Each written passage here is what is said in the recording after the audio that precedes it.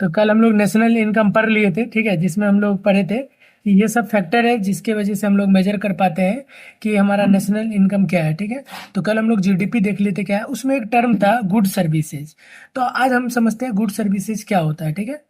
तो good services मतलब क्या होता है, गुड का मतलब क्या होता है, जैसे कि हम मान लीजिए हम 10,000 का फ़ोन ले रहे हैं, तो 10,000 दिए हम रुपया, और फ़ोन जो लिए हैं, तो मतलब रुपये के बदले हम किसी वस्तु का एक्सचेंज कर रहे हैं, इसको बोलते हैं गुड्स। और सर्विस क्या होता है, जैसे कि हम कोचिंग है या कोई इंस्टीट्यूट है, उसमें हम इन्वेस्टमेंट किए 1 लाख रुपया, उसके बदला वो हमको सर्विस देगा, वो उसके बदला हमको नॉलेज देगा, पढ़ाएगा। तो इसको बोलते हैं सर्विस और इसको बोलते हैं गुड। तो आप लोग को आई थिंक कन्फ्यूजन नहीं होना चाहिए अब कि गुड सर्विसेज क्या होता है। तो अब हम समझते हैं जीएनपी। कल हो गया था हमारा जीडीपी। तो जीएनपी क्या होता है, ग्रॉस नेशनल प्रोडक्ट। इसका फॉर्मूला क्या है, GDP plus net income from abroad. इसमें समझने वाला है ये टॉपिक, ठीक है।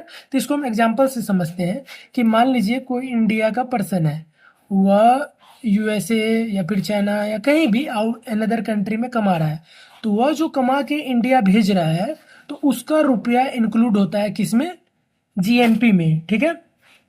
तब हम जीडीपी में यदि हम वह जो कमा के भेज रहा है इंडिया उसको जोड़ देते हैं, तो उससे हमारा निकलता है जीएनपी, ठीक है। यदि net factor income from abroad, जो भी हमारा बाहर से रुपया आ रहा है, यदि वो निगेटिव है, इट मीन्स जीडीपी ज़्यादा है। यदि हमारा एनएफआईए यदि पॉजिटिव है, मतलब ज़्यादा है, तो हमारा जीएनपी ज़्यादा होगा एज कम्पेयर टू जीडीपी। तो इसको हम देख लेते हैं, डिफिनेशन क्या है इसका।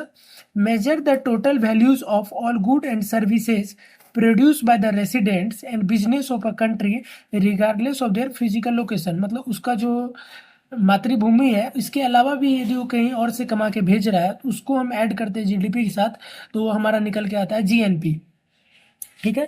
तो जीडीपी क्या करता है, जितना भी चीज हमारे इंडिया में प्रोडक्शन हो रहा है उसको कंसीडर करता है, उसको दिखाता है। तो कल एक और टर्म रह गया था एनएसओ। ये क्या था, एक संस्था जो गवर्नमेंट के द्वारा ही चलाया जाता है। तो ये जीडीपी वगैरह को देखता है। ये जो है ना इमर्ज होता है दो चीज से, एनएसएसओ प्लस सीएसओ।